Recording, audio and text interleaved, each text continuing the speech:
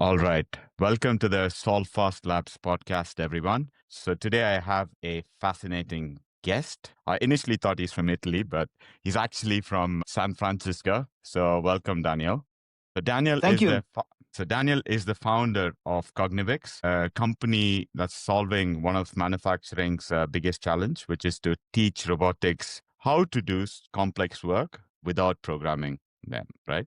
So here is what it makes Cognivix special. Their robots just look at somebody doing the job and then they learn it. So it almost feels like magic. And this is going to be a game changer for high mix, low volume production where you're making lots of different products all in small batches. So Daniel's background is equally interesting as well. He's moved on from being a physicist to a software consulting business, and then he's now moved on to robotics. So it's going to be a fascinating one. This podcast is going to be filled with a lot of insights for people who are in this area looking at and using robotics in the manufacturing space. So yeah, welcome to the podcast, Daniel. Thank you. Thank you for having me. So yeah, looking forward to your questions. Cheers, Daniel. I have a lot of them, so I'm sure you'll be we're looking forward to answering all of them. So before we move on, just a little bit of context here for our audience. So I'm Karthik, and me and my wife, Krishna Priya, both of us are starting Solfast. Essentially, I've been a tech founder, and my wife leads big engineering teams in a big semiconductor company, in a very reputed semiconductor company. So we are launching a startup, but more so in stealth. We are helping companies with using Gen AI for their operational processes. We've seen a lot of companies struggle with doing things like lead generation, technical documentation, a lot of stuff that can be used and optimized by Gen AI tools. So we are out there to help these companies use Gen AI. But before we start, we are talking with industry leaders like Daniel to understand their pain points. What is it that their daily it looks like? What are their main pain points? Where is it that they would like help? And yeah, using all those insights to also do a podcast and learn from what are the main insights before we actually launch our company. So welcome to the podcast again, Daniel. So I'm going to start with my first question for Daniel. So Daniel, you've moved from being a physicist, if I'm right, on to becoming an entrepreneur. So can you talk a little bit about that journey? What is it? What did it look like moving from a physicist to being an entrepreneur? Yeah, absolutely. Consider that this has been a long time ago. So we're talking about 1999 was my last physics conference. I was a theoretical physicist in string theory. So nothing related to mechanical things or material things, actually. Yeah. Or rather, real things, actually. So what happened is that I decided that was not my career goal or a future in theoretical physics. So I stopped pursuing a PhD in that and went and did an internship with a company. At the time, it was KPMG. It was an offer I got because of a student fair, student meets companies. And I was embedded in the team that at the time was helping Siemens go from the German accounting system to the US accounting system, and therefore then entering the US stock exchange. This was a high profile project, was at the headquarters of Siemens, right next to the board. I was there doing some technical stuff. I mean, I've been programming since I was 9 on some old Commodore VIC-20. I don't know if you guys know about that stuff. Absolutely. That it was a small beige keyboard with inside a whole whopping 3.5 kilobytes of RAM. And I started programming on that when I was a kid. Then during my studies, I did a lot of programming. Also in my research, was a lot of programming involved, both statistical algorithms as well as formal mathematics, solving systems and so on. So when I went to this internship, it seems a lot easier than what I was doing before. So the problems I was posed, in front were like, okay, yeah, that's easy. I can do that in half an hour. And people apparently were impressed with what I did. But yeah, I was offered to work for them as freelancer.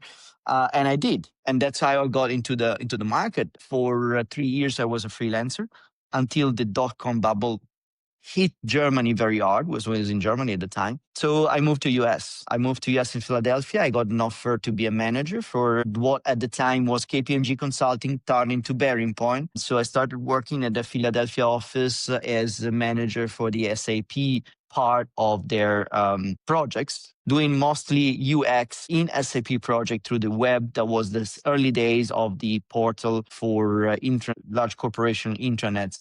And we were precursor of that in the Siemens project because this was the first deployment of the SAP portal worldwide in Siemens headquarters. So I was hired in the Philadelphia branch, did help some companies like Johnson and Johnson and Burger King and Honeywell in their projects in the time I was here.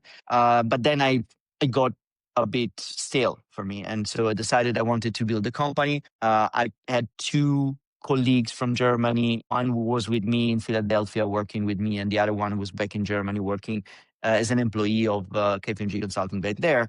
And we decided to build the first company. Now, there, I learned the hard way that it's not easy.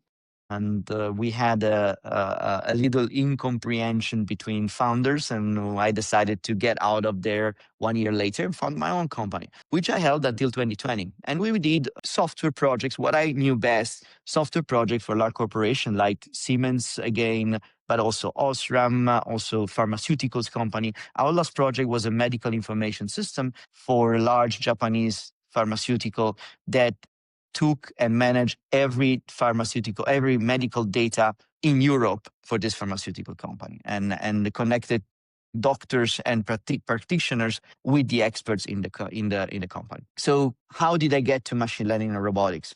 Well, I am restless as a person. I cannot work 9 to 5, and when something starts to get into routine, it's not for me anymore. I'm a 0 to 1 person. I'm not a 99 to 100 person. And so what happened is that particular venture did not excite me anymore. And I didn't see a big future in it. And it was probably foresight because I didn't know about COVID, that COVID was going to happen, but it, did. And then good that I looked into different things. So what we did, we started doing research inside of my company, internally financed first. Then we get some grants from the European community to do funded research. Some of this, actually, all of this was in machine learning. Some of this was in computer vision. Some of this was in neural language processing. And one of these got us the attention of Fanuc, the robotics company from Japan. I was presenting here in San Francisco our latest results in 2019. And I got to talk to the director for IoT of Fanuc North America, who got me in touch with the management in Europe. And what do you know? 2 months later, we were at their stand presenting our computer vision system under the brand of Fanuc, which was amazing for me. I mean, I didn't expect that. And what happened is that a lot of customers came to us and asked us to, it's all nice that you can check where the screws are in the process. That's what we were doing, process control. But we would like actually you to place the screw there with a robot because that's more useful. Yeah. I didn't back down from a challenge ever. So I said, yeah, okay, we'll do it. I didn't know how difficult it was and what kind of headache I would have to with this problem for the next 7 years, which I'm still having a headache about. So we started working on this. That was the idea that sparked Cognivix. We started working in my old company in this. We started doing prototypes, working with integrators in Germany because I was in Germany at the time. And we had a modicum of success. We actually managed to pick and place parts in an unstructured environment without any previous programming, so based only on the visual surveying and the model. But it was working, let's say 60% of the time was working all the time, not the rest. So what happened is that at that point, COVID happened. So all the plans were gone. I didn't have anymore the possibility to finance this stuff. And I was already collaborating with the Technical University of Munich. With one of my good friends there was a professor with the von Humboldt Prize. This is the most important scientific prize in Germany for research, which is also endowed with a large grant. He said to me, come to us, get to the academia. We'll found a group around this problem, and we'll do it internally. And so we did. So 2021, I joined TUM as a senior researcher. I started building this little robotics group inside the cyber physical system for production engineering chair. And we published some papers. We've solved some hard problems. And then we spinned off Cognivix, which is an Italian company, was an Italian company. Back in 2021, we decided to spin it off because we had a chance for a large grant, which we won. And then we got finance, collected in total about 800,000 euros, so $900,000 in private investment, plus more than $1 million in grants. And now we are commercially available. And now it's Cognivix Incorporated, Delaware C Corp, operating from California, with a lab and a branch in Italy that it's doing the technical development. So that's how you get from theoretical physics to robotics. Wow. In one breath. I'm still digesting what you said. Yeah, let me pick out one of them, one of the threads that you talked about. The key moment you mentioned was you got bored doing your software services, so to say, to companies, and then you didn't like, you're not a routine. And I like the fact that you mentioned you're a 0 to 1 person, and routine bores you. That's the same with me as well. As a tech founder, I want new things. I want to solve new challenges. So I can totally relate to that. The question that I wanted to ask was, you landed up in the conference you mentioned. I don't know what the conference name is in Fanuk. It's IMO. It's IMO. It's the largest metalworking and tooling for factories conference. I see. Trade fair in the world, is organized in Hanover and Milan every 2 years. I see. So you mentioned that you guys showed how to identify screws, or be able to detect screws, and then somebody asked you, what is it that you can do better, which is to actually place the screws. Now, would you pinpoint that to be the seed of your idea, or do you think that that's where Cognivix was bought? Can you talk about that a little bit more, because that was fascinating in your whole stream of thought? Absolutely. So the one thing that I learned in this process is that ideas don't come from founders, they come from the market. So, you can have the best ideas in the world, but if you don't confront yourself with people with a problem, they remain, pretty much stale. So that was for me a gift, because these people came to me, and head of engineering of large corporations with over $1 billion of revenue. And they came to me and said, look, this is the problem we are facing every day. Can you solve it? And then I saw the pattern. And everybody was asking for more or less the same thing, which is, in hindsight, is quite obvious. If your robot could automate that part of the industry that is not automated, everybody would buy even more robots. So yes, it's obvious in hindsight. I was coming from a software consultancy, right? So I didn't know anything about it. Our research was in machine learning. We considered that, only software could benefit from machine learning. So we didn't ever consider the application to robots or to physical AI, what we now call physical AI. So yeah, that was absolutely the spark of it. And it didn't end there. Actually, after the trade fair, we organized together with Fanuk management a bit of a tour around Germany, as Germany is the most prominent manufacturing economy in Europe and one of the first 4 in the world. So we decided to go and talk to people. We talked to companies, we talked to integrators. We went to their office, to their factories, understood the problem, checked what they were doing manually, what they were doing automated, and what was preventing them to automate this stuff. And what happened is that we found, again, a pattern. And this is, again, this is, we call it this, I had a great idea. No, you understood a pattern in the market. That's what you should do. And so what we saw is that every time we found a manual process in one of the production line, well, the reason for the manual process was the cost of the change management when change happened in the production line. Let me give you an example. One of the companies was building cosmetics, eyeliners. This is a pen, but it's the same concept. Their problem was doing this, closing the cap, right? The cap, though, had 500 different designs. The same internal design, right? It was the same dimension, but externally it had shapes, colors that varied because they had seasonal brands, they had stars brands, custom brands, they did white labeling for other companies, and so on and so forth. And some of these batches were as small as 1,000 parts. And then they had to move on. Programming this simple pick and place, because it's a pick and place, plus there is a little combination when you'd want to close it, but let's not talk about that. It's a simple pick and place job. It wasn't possible because they didn't know what to look for, how to grasp it, how to manipulate it. The same we found in automotive integrators and in other companies. So there's this variability when a supplier change, when a part change, when something is not stable enough in the production line to justify weeks of investment in automation engineering. So we went to try to solve this problem. That's how we got to the spark for Cognivix. Wow, that's amazing. I liked a couple of things there. One is the fact that you mentioned ideas are not born in founders and from the market. I can totally relate to that. I've had a couple of ideas where like, oh, this is cool. Or sometimes the engineers come and say, hey, this is cool.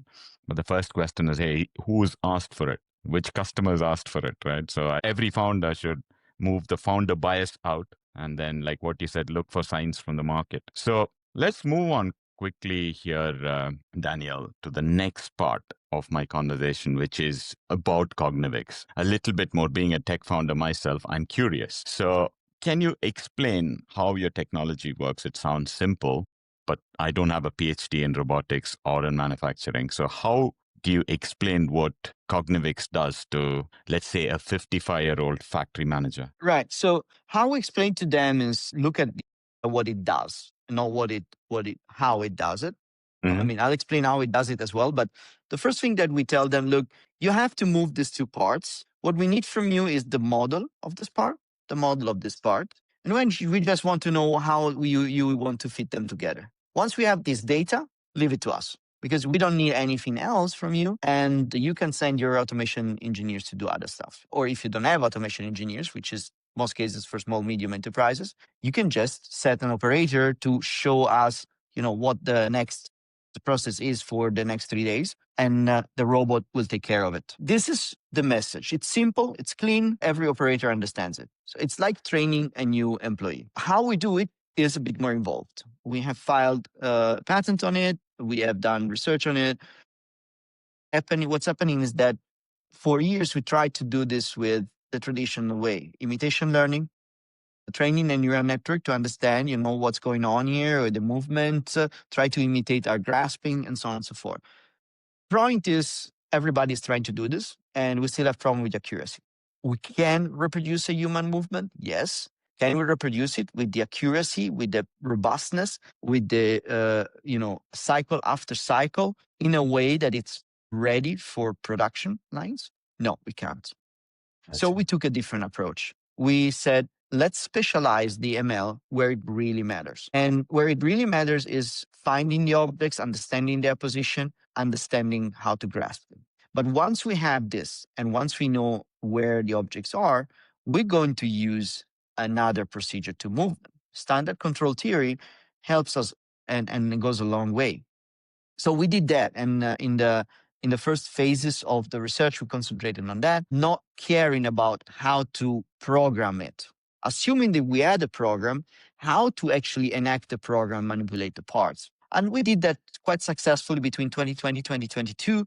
We published a paper on this. We had 95 accuracy in regular lighting, and even in almost darkness or very sharp light, very disturbed reflection. We had about 87, 88%, depending on the parts that we were moving on the first trial without refinement, without doing anything special to fix the problem. So this was a scientific experiment. If you were in a factory, you would take a lot of ways to make it better. You would cheat, so to say, because you know things that you don't want to know in a physics experiment.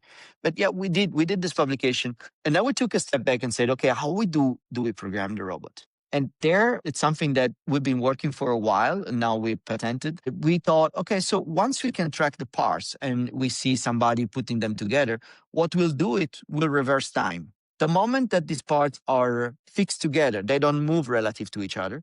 What we'll do is we'll find the moment that they start moving relative to each other. Then we go back in time, find the trajectories, and we have a pretty smart algorithm that doesn't need to track the trajectory precisely, but actually finds possible trajectories based on the initial direction of approach and on other occlusion and collision that we find along the way. This simplifies a lot the learning because basically we have to track parts, which we can do even if they're partially occluded. It's fine. We can track parts that are like this, like semi visible. We can track parts pretty precisely, and we can snap to the precise position because we have the model of the parts. So we know that the cap is not going to be sideways; it's going to be precisely matched with the body. So we can do this algorithmic part behind the scenes. And with this, we don't need to train on new processes. We don't need to train a new neural network. We can learn from a single demonstration everything that we need. And that's the part that we patented. Wow, sounds fascinating. I would love to go a little bit more deeper, but let's move on. One thing I was fascinated is obviously you mentioned the turning point there was Fanuc and their introduction to Fanuc in a conference, if I'm right. But let me talk about how did the partnerships happen? I know you've mentioned NTT Data. Is that a current partnership as well? Right. So can you talk a bit about how the partnerships happen, what you get from the partnership? Absolutely. And I have also a bit of an announcement to do since we are here. And this is the first time we announce it publicly. So it's going to be a little preview. But first, let me dig into how the entity data partnership came up. They scouted us. So what happened is that they went and contacted us because we were doing something that was innovative. We were still in the Italian ecosystem, which is pretty small. So if you think of physical AI companies now in California, you take them by the dozens. 3 years ago in Italy, we were probably the only one. And what happened is that they found us, they started engaging with us. They showed us a few challenges that they have from customers. One in particular, they created an open innovation challenge about it. We won this by proposing what would be our solution to it. It's a quite difficult problem. It's not about manipulation in manufacturing. It's actually manipulation in data centers where the customer need to go and grasp a connector. The customer is an ISP business, it's an internet service provider. Yeah. Problem that they have is that some of the connections might have a broken connector or might have a broken line, or the switch slot might be dirty, or for whatever reason, the line is down. Now, somebody has to pick a car, drive to the local data center that distributes the internet, for example, in a remote city where they don't have people that do maintenance, drive 2 to 5 hours, get there, troubleshoot the connector, fix it, which could be moving it to a different slot and reprogramming the connection, or changing the connector, so attaching a new cable with a new connector to the slot. This can be done in 5 minutes, but then you have to drive back home. So they have basically a day of latency, a full day of work paid to the service provider. And at the same time, this is just for a 5-minute job in the data center. So they asked us, can we do this with a robot? And initially we proposed to do it with teleoperation because this is a really, really hard problem to solve. Now, between when we started, I don't know if you work with corporate before, but there is a little activity called onboarding, which Absolutely. if you work with a large corporation, and I've worked with large corporation all my life, to get on their supplier list, it could take you anywhere between 6 months and a year. I only did 6 months, which was good. It was good. But between when we won the challenge and we did the workshop with the customer and when we actually started working on the project, 6 months had passed. At the point, we felt confident enough that we could tell them, look, let's try to do this autonomously. And then we started processing everything that we had, trying to understand how to do it autonomously in a reliable way. And now we have a demonstration with the customer end of the month, so in 10 days, where we will demonstrate the full procedure, completely simulated in Isaac Sim with physics and vision and rendering and everything and cables, flexible cables to simulate in Isaac Sim, so that we can get the trust of the customer to move to a physical implementation and deploy in 4 data centers. In the meantime, Entity Data has prepared the hardware for the manipulation, which we will use. So our job is only to deploy the software and do the manipulation task. They'll take care of navigating, acquiring data of the data center, recharging the robot, making sure it works, and all the engineering stuff that they're better at that than us. So now we're working together, and they apparently are happy enough with us that they invited us to present our first product, which is being launched in December at their global R&D forum in Tokyo. And Wow. it is going to be preview from tomorrow or the day after. I'm not sure. Because I'm not there. Of course, I'm in San Francisco. So it's going to be showcased by Entity Data in their global R&D forum for a week at their global R&D forum in Tokyo as of. By the way, that's amazing, and best of luck. Okay, I know how these live demos go. I've done a fair few in my life, and I echo about your experience with corporates. Yeah, I've done. We work with MNOs and the other company that I found. So, and I do know that a service agreement or a statement of work or anything like that takes forever. So, yeah, I totally echo that. Let me move on to just one question regarding Cognivix before we move to your company operations here. So, what are you working with pilot customers, as I understand, Daniel, or are you still in R&D? So we work with a couple of pilot customers. One is, of course, Sky, the ISP business, and now you know the name. And the other one is a construction company where we are prototyping and piloting a welding cell,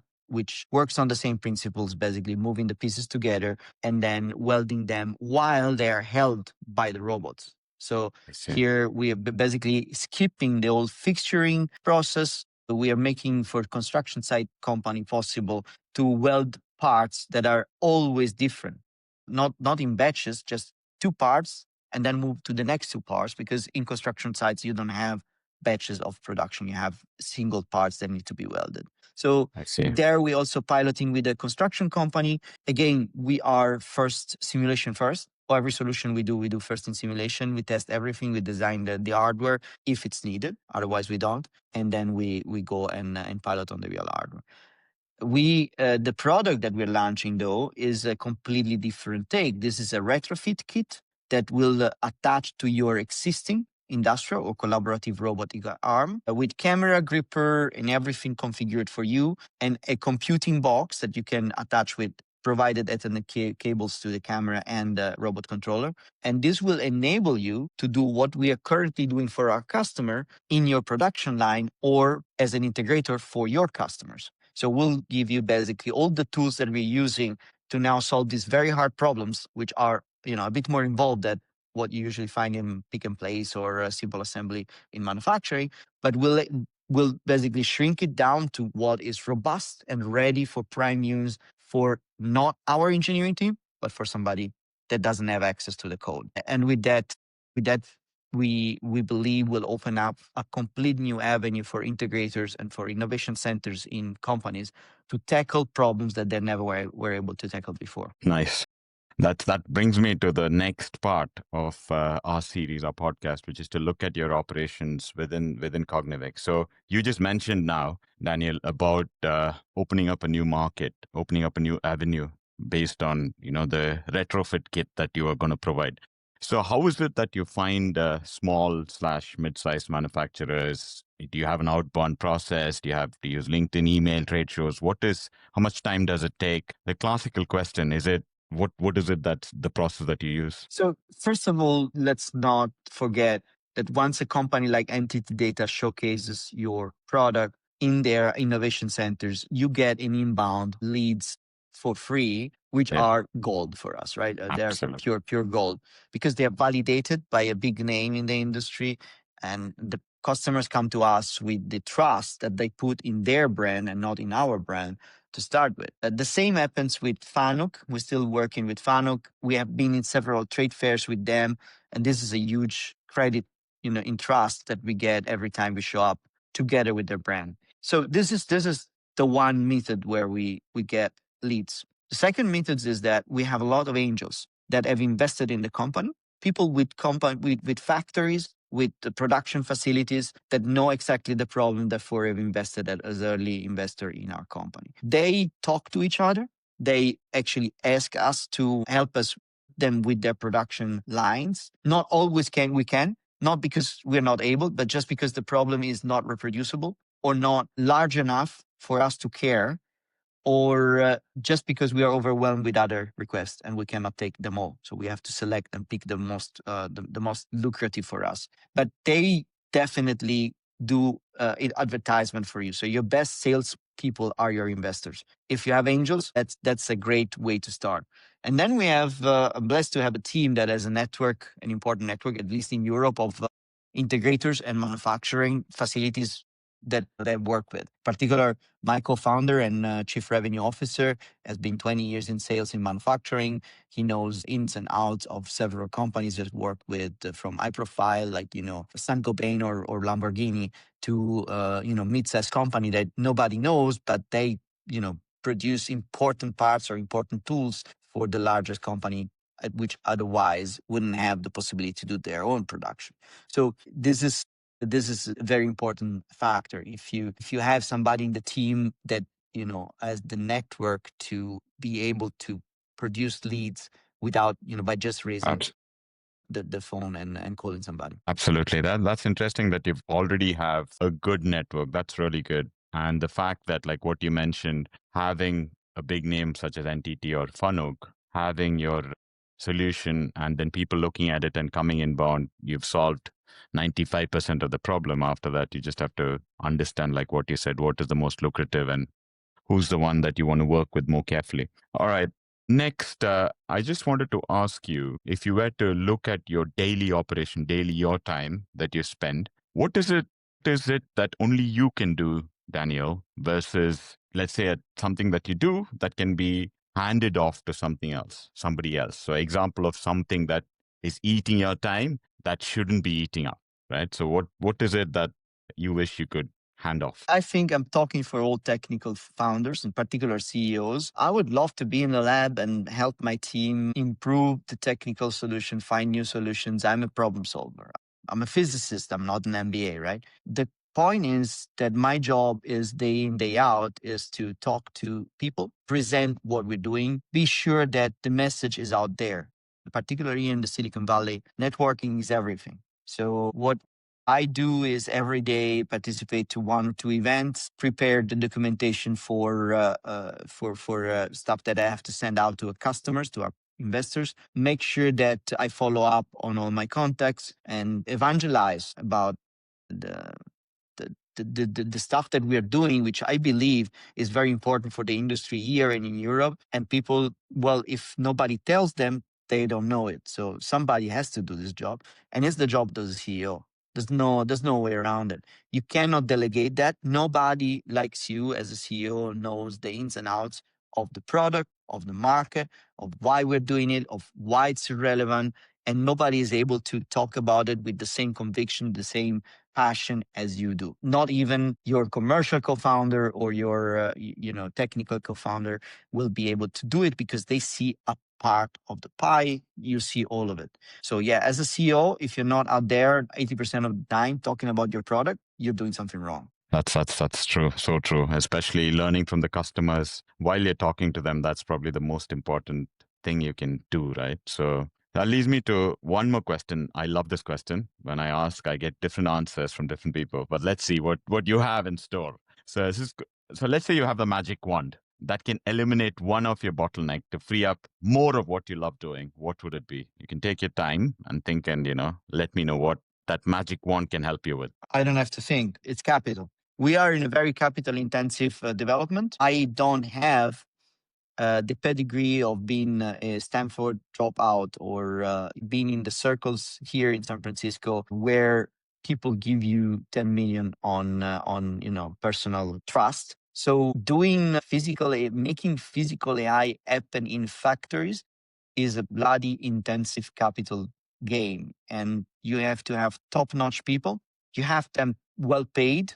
You have to have them well paid. Focus on what they're doing. You have to have equipment, which is costly. You have to have real estate, which is costly. And that is my first thing I think about every day in the morning. How am I going to get the capital I need to proceed to the next phase of the company, to do the risking exercise, to achieve the next product milestone so that we can proceed to the milestone after. There's no other thing that I would love to have a magic wand and solve. Not technology. We are on top of that. We've been doing research for years on this. We know exactly what we need to do. It's not easy. It's not something that that everybody can do.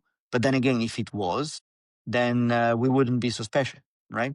So that's something that I don't complain. And for the rest, it's just standard everyday job for everybody. My team knows what they need to do. They have everything that they want. The only limiting factor in the moment is really capital. Interesting. So tell me what you do. What do you do for raising more capital? Is it a manual place? You mentioned you do a lot of events. How much hours does it take?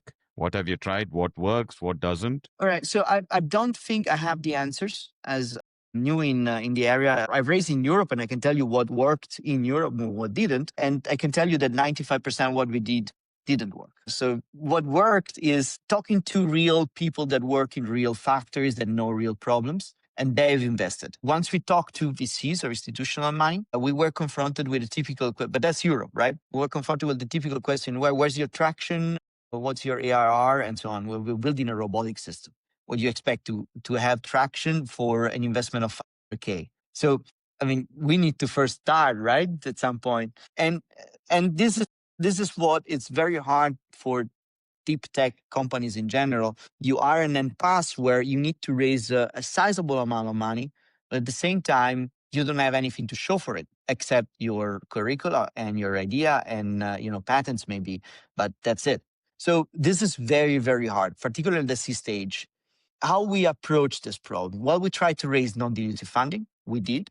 We did raise about $1 million in non-dilutive funding, which made it a lot easier than not only to raise the dilutive funding, the private funding, because we had the pedigree of being accepted for a grant and having this leverage. If you invest 100K in us, we'll have 200K to show for it on top because we have the non-dilutive funding that we can, use only if we have the leverage of the private funding. And that's one thing that I can advise. If you can find non-dilutive funding and you can find the grant that fits for you, do it, even if it's a bit of your time, because you will need a lot of capital to do deep tech and to do research in a company. Capital that usually is not given to you unless you have a very, very special pedigree in research and you're coming from one of the few universities that are considered such. Then what helped a lot is trying all the possible roads. We did crowdfunding, starting with some of the business angels that we found. We opened a crowdfunding campaign and we collected,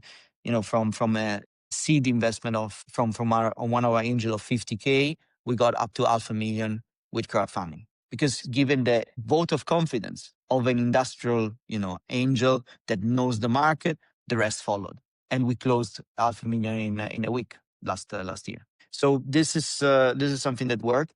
It's been a struggle with VCs. And I can tell you, we might have done a lot of mistakes in how we present a company, and I'm still learning. What I can say is that, at least here in California, in San Francisco, what counts a lot is your network. What counts a lot is the people that trust you, so that when a VC asks them what they think about you, first, they know you, and that's already a start. And second, they have a good opinion of you. Because again, VCs are people, and people, they fear the most losing their job. And if they are perceived as doing a bad investment, it's not good on their curriculum. I mean, if everybody talks bad about you and then they invest, they basically look bad. So you want to have build a network and build trust in people that you're the right person for this job. You're the right person for this problem, and you are serious and you are accountable. You have integrity, but you also are talented and you have the right team to approach this problem properly. And this takes time. Just takes time, effort, honesty, and going out there, speaking at events, making sure people understand what you're doing. Again, that's my job.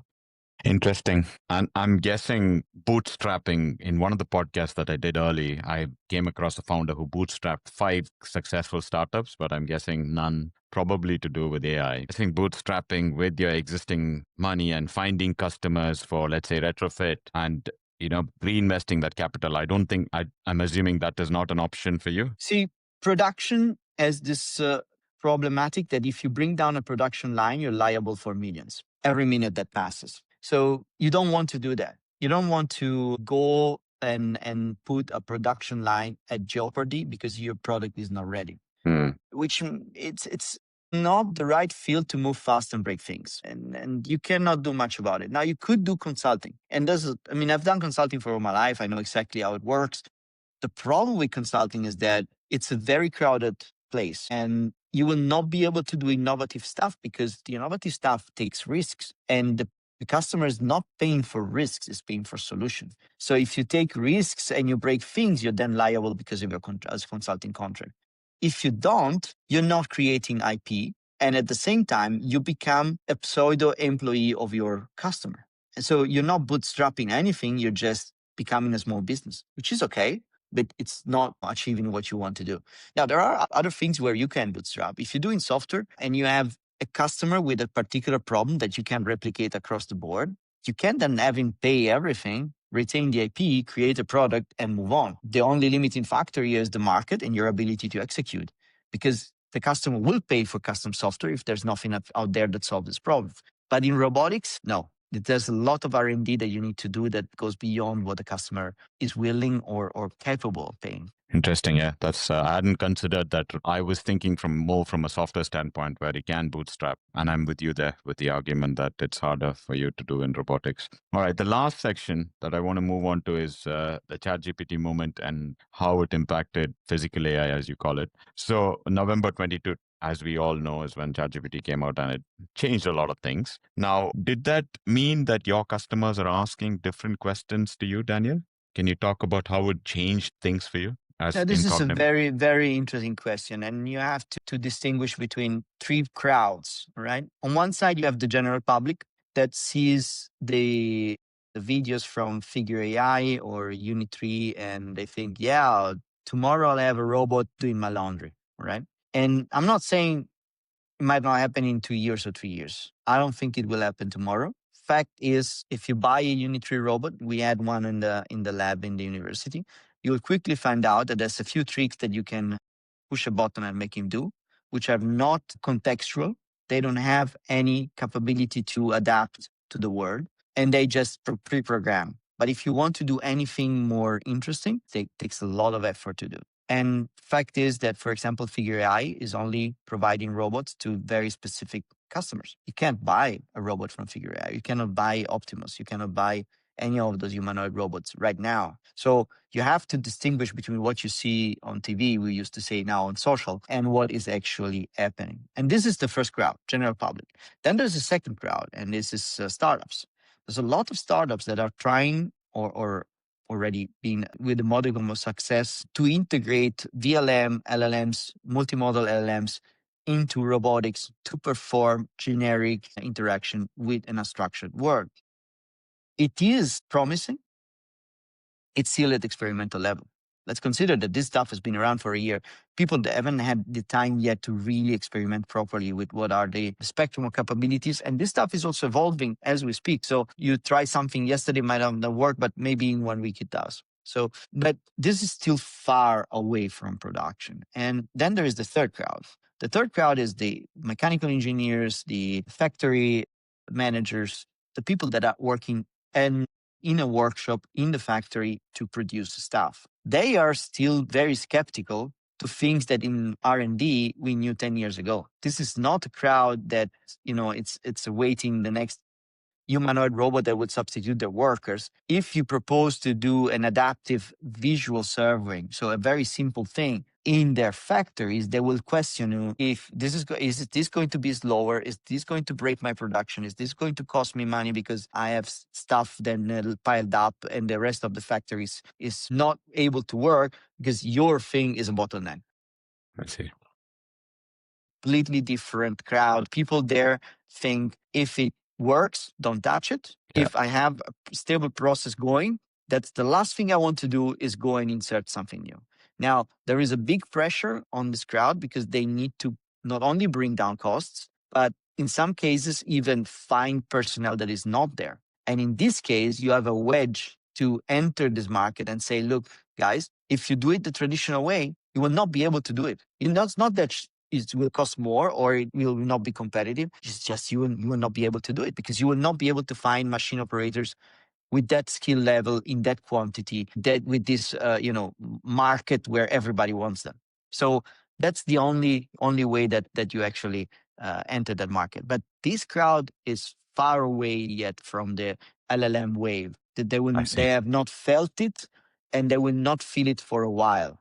You have to prove that this stuff works in physical AI reliably in a replicable and cycle after cycle for months before you can actually sell it to this crowd. I see. Interesting. That's very interesting the way you segregate into the three different crowds. Now, we're just getting close to the hour and I'm mindful of time here. You are a seasoned founder in Europe and, in deep tech.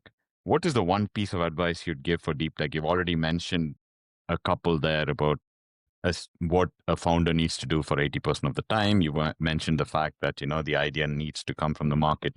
Beyond this, what is the one piece of advice for founders and aspiring people who are wanting to get into this space? Don't do it. Unless you have lost your sanity or you want to lose your sanity and you have no other thing that, you're passionate about in life and you really, really, really need to do this, don't do it. There's much smarter way to make money. There's much smarter way to go about your life than starting a startup. And starting a startup in deep tech is like the most insane thing you could do if you're starting a startup. So it's like insane to the square power. That's my advice. I mean, now if you are an academic or you are an entrepreneur and you worked on deep tech and you're passionate about the problem and you don't see anything else in your life that you want to do except that, because this is why you were born. Okay, think again, but if you're still thinking the same in 3 months, then probably you're the right person for the job. It's going to be a hard ride. It's going to be very hard to raise money. It's going to be very hard to find a team. Everybody wants your team.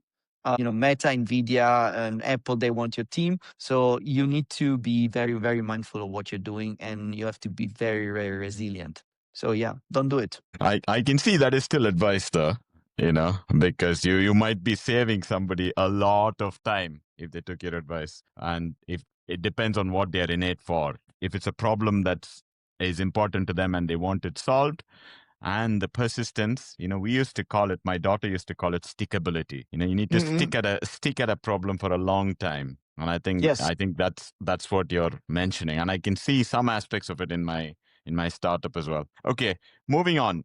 What does success look like for you, Daniel, let's say 3 years from now? So before we go to 3 years from now, I like to be a bit of an advertisement. We are raising at the moment. We're raising a 1 million round because we have upcoming grant that we can leverage with this 1 million. So if out there's anybody that wants to finance a physical AI company on the verge of product launch, we're here. I think, Karthik, you will have my contacts in the podcast. Yeah. And what is going to be success in 3 years? We are launching our product. We want to see this product enabling our customers to do new things, to do things we didn't think about. Our job is not to foresee the future. Our job is to give the people out there who have products, who have factories, who are building stuff for real people, the means to do it in a sustainable, reliable, and competitive way near to the communities where they are. Why we're doing this is because